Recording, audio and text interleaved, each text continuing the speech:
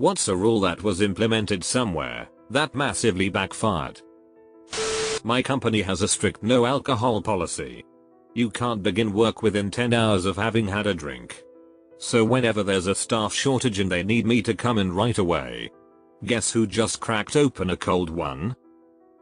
English law in Wales set the death penalty for stealing a sheep. Welshmen caught stealing sheep would claim to be making love to them. They would get a lesser penalty for bestiality. The consequence of this is they Welshmen gained a reputation as sheep shaggers. My institute banned porn sites in its Wi-Fi. Most people weren't tech savvy enough or bold enough to ask how to bypass it. Then the institute banned Facebook. Everyone learned using proxy in matter of days.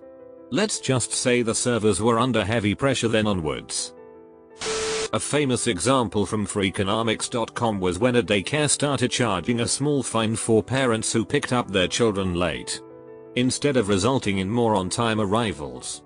The new policy actually caused more late pickups. This is because the parents were originally worried that a late pickup would be a significant burden on the daycare employees. But because the fine was so small, only a few dollars, they decided that it must not be a big inconvenience for the daycare. Alcohol bans at college football games has led to increased intoxication problems because fans are loading up before going in the stadium. I worked at Macy's one Christmas and found out the reason why you can never find anyone at the registers is because they don't allow employees to stand at the register because it's intimidating. I can't tell you how many times I gave up trying to purchase something there because I couldn't find anyone to ring me up. Last summer in Sweden, bus drivers in some counties started wearing shorts due to the heat wave. After being denied to continue doing so by management, they started wearing skirts instead. Dress code policies banned shorts, but not skirts. In French Indochina, there was a major problem with rodents eating supplies and bringing disease. Given the plentiful supply of cheap unemployed workers, the colonial authorities thought they could be used to kill the rats and bring their numbers down. The French had a somewhat racially prejudiced view of the work ethic of the locals, so decided to pay them per rat killed rather than per hour worked. Each was compensated for every dead rat they handed over. A year or so later, the colonial authorities discovered the peasants had set up rat breeding farms in the jungle. At one point in history, the president of Paraguay tried to eliminate racism by making it illegal to marry someone within your own ethnic group. Needless to say, this was quite racist. A hotel I used to work for decided they were having an alcohol-free holiday party. This didn't sit well with the people who'd been working there for years and were accustomed to full bar at the party. The staff parking lot ended up being full of people drinking in their cars trying to get a good bus to carry them through the party, and most people ended up getting way drunker than they would have, so the party was a rich show. Catholic school. This school started out not having a problem with Harry Potter. Library had every available book at the time, not all were even written yet. Some paranoid parent cried Satanism and witchcraft, so the school banned Harry Potter. Suddenly Harry Potter books are an underground commodity.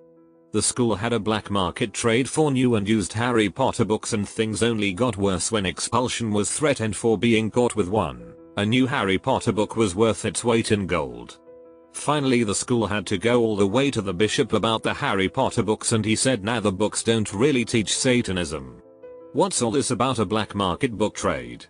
So the school lifted the ban and told the parents to cool it. I worked at a contract agency that works with child protective services. CPS policy is to never tell the parent who called CPS on them. But my agency's policy was to always inform the primary caretaker if one of our social workers called it in. Obviously, this irrevocably destroyed our rapport with our clients. Imagine telling a parent you called CPS on them only to knock on their door the next week to listen to their concerns. The agency made an ass out of us, and all potential for case progression was out the door. Stupidest rule, if you ask me.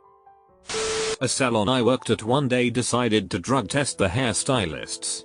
Out of 12 stylists, 11 failed. The manager texted everybody the next day and told them to come to work. When I worked for immigration, some bright spark decided that we weren't going to remove people who had been caught smuggling drugs from certain countries. They believed it was too risky to deport people who had failed to complete their jobs.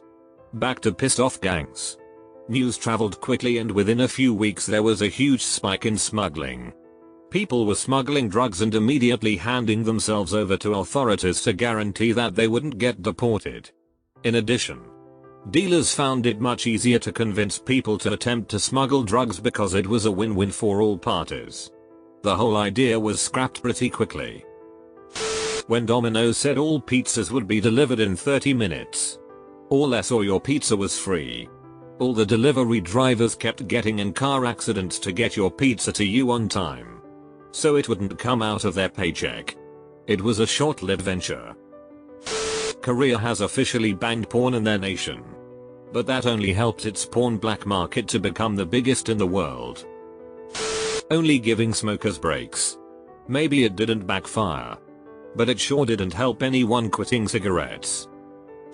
The one-child policy in China. It has led to a serious gender imbalance in the population. Brazil in the 1980s, I think, had a massive debt problem, which they tried to solve by simply printing a bunch more money. Any economist worth their salt would have told Brazil that would cause massive inflation. And that's exactly what happened. People found their life savings were barely enough to buy groceries for a week.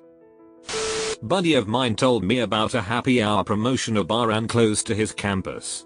Apparently the special was something stupid like 50-cent beers that lasted until the first person went to the bathroom. As he tells it, the first few weeks went without incident. But once it got more popular, people were going to extreme lengths to not be that guy, including wearing adult diapers.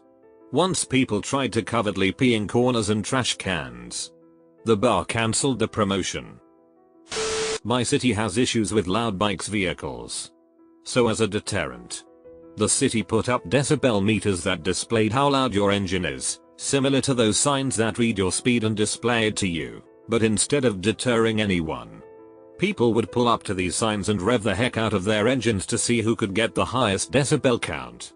The city took the counters down within a week. Hawaii had a rat problem following the influx of European visitors, rat stowaways.